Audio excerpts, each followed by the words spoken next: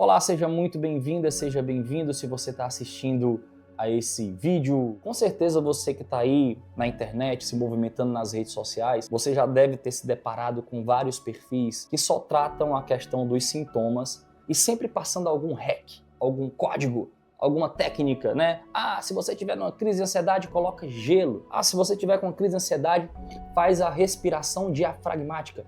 Aí ensina lá um padrão de respiração, né? Ah, se você tiver com crise de ansiedade, faz isso, aquilo. Respira por um lado, depois pelo... Uma porção de coisas. Tem uma porção, uma parafernália tecnológica do ponto de vista terapêutico para tratar o transtorno de ansiedade. Veja bem, eu não estou invalidando o potencial terapêutico dessas técnicas, não estou invalidando. Eu estou falando que elas são técnicas paliativas mais superficiais, vamos dizer assim. Inclusive, para apagar o incêndio da ansiedade, que é importante também, eu até compartilho várias dessas técnicas mais rápidas, mais superficiais. Não é que elas são inúteis, mas elas têm um limite de ação. E essas duas técnicas aqui, a intenção paradoxal e a derreflexão, elas são muito mais profundas e eficientes porque elas não tratam só pelo viés da distração, mas elas vão exatamente na raiz da formação do medo humano, na raiz da formação do pensamento compulsivo. O que é que faz uma fobia aparecer? O que é que faz uma crise de ansiedade aparecer?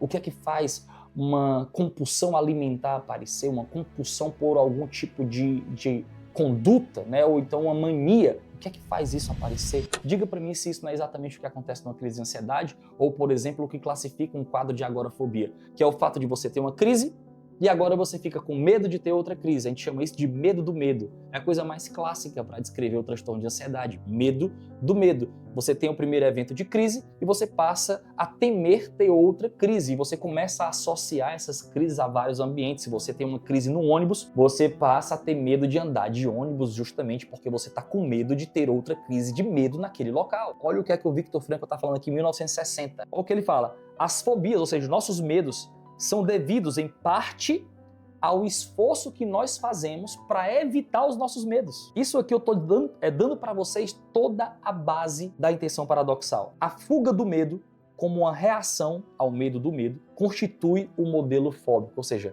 tentar fugir dos seus medos é exatamente o que constitui a crise de ansiedade, o modelo fóbico. Ele faz um desenho.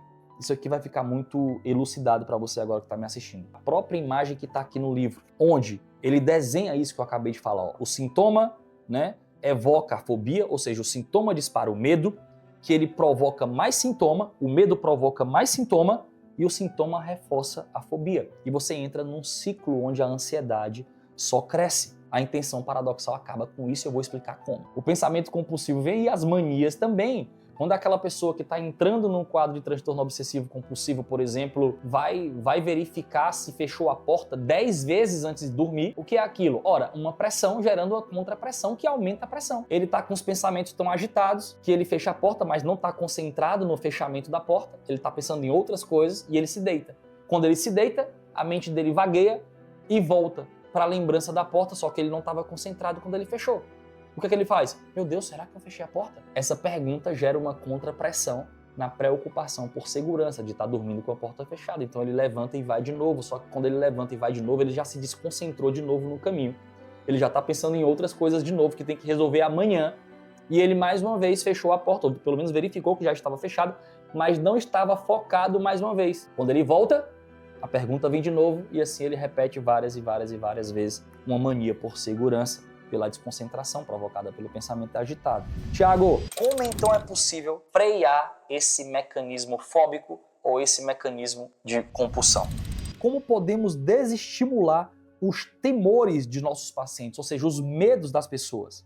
Bem, essa é exatamente a tarefa a ser desempenhada pela intenção paradoxal, que por ser definida como um processo pelo qual o paciente é encorajado, presta atenção agora que aqui está a chave, ó. A intenção paradoxal é definida como um processo pelo qual o paciente é encorajado a fazer ou a desejar que aconteçam precisamente as coisas que ele teme. Não sou eu que estou dizendo. Viktor Frankl. A intenção paradoxal é o processo pelo qual o paciente é encorajado a fazer ou a desejar que aconteçam precisamente as coisas que ele teme. Assim teremos impedido o paciente fóbico de fugir dos seus medos. Olha o que ele está dizendo aqui. Ele está dizendo assim, ó, na hora que aparecer uma taquicardia e o pensamento levar você a ter medo da taquicardia, ou seja, dos batimentos cardíacos rápidos, na verdade você não pode ficar, meu Deus do céu, eu vou morrer. Não, ele está dizendo o seguinte, você precisa buscar o seu medo. Se o coração acelerou, então o que você tem que fazer é, tá acelerado? Pois agora eu vou acelerar ele mais ainda. Mais ainda, eu vou tentar acelerar ainda mais meu coração. Meu Deus, tá faltando ar numa crise de ansiedade? Tá faltando ar? Então agora eu vou tentar bater o meu recorde de quantos minutos eu passo com o ar preso. Depois que é disparado o mecanismo de medo, em vez de se entregar aos movimentos que evocam, que constroem ainda mais medo, você buscar o objeto do seu medo, reforçar o seu temor. O fundamento dessa aula era te explicar como você vai aplicar a intenção paradoxal na prática. Traduzindo tudo que eu acabei de falar para você quando você sentir algum sintoma, não fuja dele. E sua mente vai querer fugir. Quando vier taquicardia, os seus pensamentos vão ser em torno do, meu Deus, taquicardia, eu vou morrer, meu Deus. E você vai querer fugir do ambiente que você está, você vai querer fazer alguma outra coisa, você vai se desesperar. Não. Na hora que você perceber a taquicardia, enfrente a taquicardia com humor e com coragem. Você vai olhar para a taquicardia e falar, quer dizer que meu coração está acelerado? Quer dizer que eu estou tendo uma crise de ansiedade? Pois agora eu vou acelerar ele mais. E você começa a fazer agachamentos. Eu vou acelerar ainda mais e você faz 20 agachamentos. Quanto mais você foge de um medo, mais intenso ele fica. Quando você se afasta daquilo que você teme, aquilo se transforma num monstro. Desafie com humor, desafie com coragem.